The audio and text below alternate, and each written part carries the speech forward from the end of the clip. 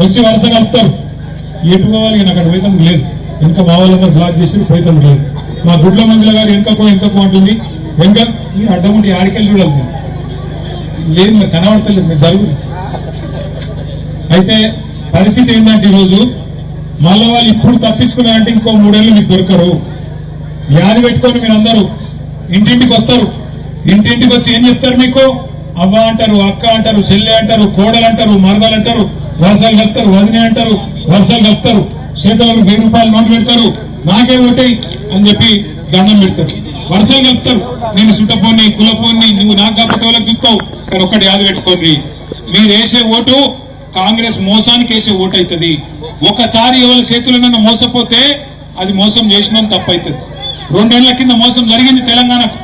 6 గ్యారంటీల పేరు మీద, అడ్డమైన 420 హామీల పేరు మీద మోసం చేసినాడు కాంగ్రెస్ వాడు. కానీ ఈసారి రెండోసారి కూడా అదే కాంగ్రెస్ చేతిలో మోసపోతే ఈసారి తప్పు మనదైతుంది.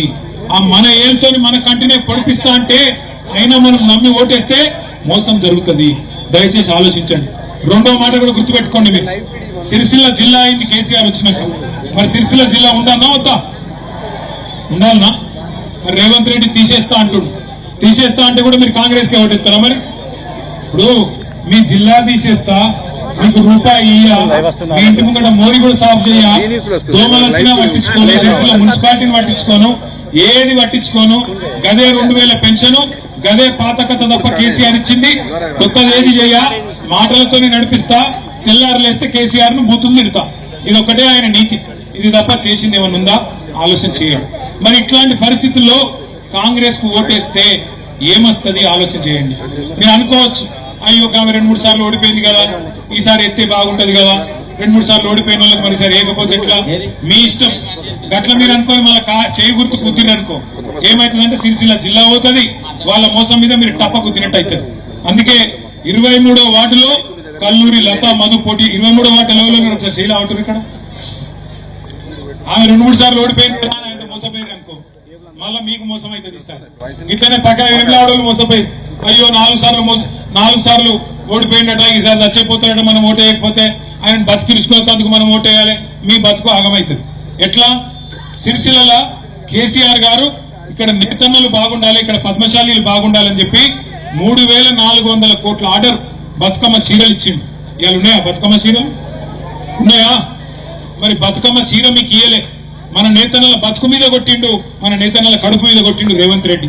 మరి ఇలా ఇక్కడ ఈమె ఓడిపోతుందట, గామె ఓడిపోయిందట, అయ్యో కుయ్యో అంటే ఆఖరికి మళ్ళా దెబ్బ తలిగేది మనకు, దెబ్బ తలిగేది ఇక్కడ ఉండే నేతన్న కడుపు మీద. ఆలోచించండి, ఆగం కాకండి. ఇక్కడ మనకు కులం ముఖ్యం కాదు, మనకు ముఖ్యం పార్టీ, మనకు ముఖ్యం అభ్యర్థి గుణం, సేవ చేసే గుణం ఉండాలి, కులం ముఖ్యం కాదు. ఇంకొక మాట దయచేసి మీరు ఆలోచన చేయండి. కేసీఆర్ గారు ఉన్నప్పుడు మనకు బతుకమ్మ చీరలు ఆర్డర్ ఇచ్చి ఆ రోజుకు నెలకు 7-8 వేలు సంపాదించే నేత కార్మికుడికి నెలకు 16,000 20,000 సంపాదించుకునే అవకాశం ఇచ్చిండు. కేసీఆర్ కిట్ ఇచ్చిండు. ఎవరన్నా ఒక ఆడపిల్ల మరి ప్రసూతికి ఉన్నది అంటే ఇంటికాడ మరి కారు ఎక్కించుకొని హాస్పిటల్ తీసుకుపోయి మగపిల్లగాడు ఉడితే 12,000, ఆడపిల్ల ఉడితే 13,000 రూపాయలు ఇచ్చిండు. ఇలా ఉన్నదా? కేసీఆర్ కిట్ లేదు, రంజాన్ కానుక లేదు, బతుకమ్మ చీర లేదు, క్రిస్మస్ కానుక లేదు, 2,500 పెన్షన్ దాటింది లేదు, సిరిసిల్లలో మోరీ సాఫ్ చేసింది లేదు. ఏం చూసి ఓటేయాలి కాంగ్రెస్ పార్టీకి? ఎందుకు వేయాలి? ఒకటే ఫ్రీ బస్సు. ఇక ఫ్రీ బస్సు గురించి ఇప్పుడే నేను చెప్పినా, అందుకే ఆలోచన చేయండి. ఇంకొక మాట కూడా నేను దండం పెట్టి చెప్తా ఉన్నా. ఇలా సిరిసిల్లలో మీరు వేసే ఒక్కొక్క ఓటు నాకు బలం ఇస్తుంది, మళ్ళా కేసీఆర్ గారిని ముఖ్యమంత్రిని చేసే ఓటు అవుతుంది. సిరిసిల్లలో మీరు వేసే ఒక్కొక్క ఓటు ఆశీర్వాదం లాగా కేసీఆర్ గారికి పార్టీకి బలం ఇస్తుంది.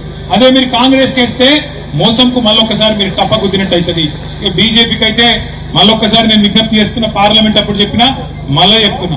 ఇప్పుడు మన హనుమాన్ల గుడి ఉన్నది, ఈ గుడి కాడ మరి అప్పుడప్పుడు కొంతమంది బయట బిచ్చగాళ్ళు కూర్చుంటారు, బిచ్చమాడుకుంటారు. దేవుని పేరు చెప్పి, హనుమాన్ల పేరు చెప్పి బిచ్చమాడుకుంటారు. బీజేపీల బతుకు కూడా గంతే. దేవుని పేరు చెప్పాలి, ఓట్లు అడుక్కోవాలి, గంతే తప్ప ఒక్క పని. ఈ పని చేసిండు బీజేపీ చూపెడతారా నాకు? వాళ్ళు ప్రభుత్వంలో ఉన్నారు 12 ఏళ్ళకెళ్ళి రూపాయి పని చేసిరా? నిన్న ఆయన వాళ్ళు పెద్ద మనిషి వచ్చిండు, గిట్లా తిప్పుతున్నాడు. ఏంది గిట్లా తిప్పేది?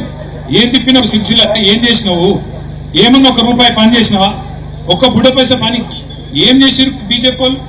ఏమన్నా పని జరిగిందంటే 2014 తర్వాతనే, కేసీఆర్ గారు ముఖ్యమంత్రి అయిన తర్వాతనే, మన జిల్లా కేంద్రమైన తర్వాతనే సిరిసిల్లకు కలెక్టరేట్ వచ్చింది, మెడికల్ కాలేజ్ వచ్చింది, ఇంజనీరింగ్ కాలేజ్ వచ్చింది, సిరిసిల్ల పట్టణం మంచిగా అయింది, మన పిల్లలకు కొంత సౌలత్ అయింది, మన రోడ్లు కొద్దిగా నయమైనవి, మన మోరీలు కొద్దిగా నయమైనవి. మొత్తం అయిపోయిందని నేను అంటలేను. ఇంకా కొన్ని వాడకట్ల సమస్యలు ఉన్నాయి. అవి కూడా పరిష్కారం కావాలంటే నాకు బలం ఇవ్వండి, తప్పకుండా మా అభ్యర్థులను గెలిపియండి. ఇక్కడ ఉన్న దిడ్డి మాధవి 37వ వార్డు నుంచి దిడ్డి మాధవి పోటీ చేస్తున్నది, దిడ్డి రాజు భార్య. ఏమన్నా చిన్న చిన్నవి ఉంటాయి, మనిషి అన్నాక చిన్న చిన్న తప్పులు జరుగుతాయి. ఇప్పుడు మా రాజు ఉన్నాడు, దిడ్డి రాజు, కొద్దిగా ఇక్కడ ఉన్నాడు, ఇగో కొద్దిగా మనిషి మంచోడే కానీ కోపం ఎక్కువ, అంతే. అవన్నీ తీసేయాలి మనుషులకి వెళ్ళి. ఎందుకంటే దిడ్డి రాజు మీద కోపంతో ఆయన మాధవి కోట అయిపోయారు. అట్లా ఉండద్దు, వాళ్ళ మీద కోపం నా మీద తీయద్దు. మీకు మంచి సేవ గుణం ఉన్న మాధవి వచ్చినది.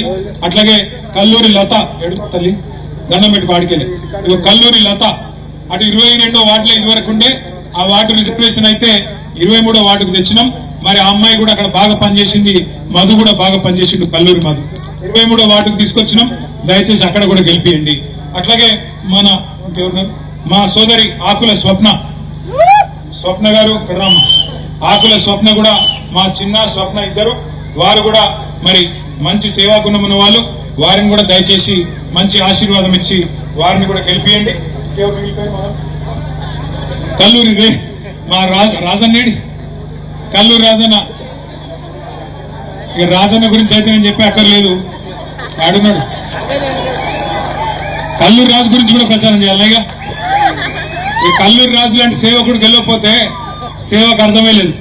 కాబట్టి కల్లూరి రాజన్న భార్య ఈసారి శ్రీమతి రేణుక గారు, మాజీ కౌన్సిలర్. ఆ అమ్మాయి కూడా ఇదివరకు కౌన్సిల్లో పనిచేసింది. మంచి కుటుంబము, బ్రహ్మాండంగా మీకు 24 గంటలు అందుబాటులో ఉండే కుటుంబం. కల్లూరి రేణుక గారిని కూడా దయచేసి గెలిపించాలి. 29వ వార్డు అమ్మ ముందుకురా గెంట్యాల శ్యామల, ఎక్కడిది కిటి ఉన్నారు అందరు? 29వ వార్డులు ఎక్కడున్నారు? లేపిన వాళ్ళు శీలా పడుతున్నారు మళ్ళీ.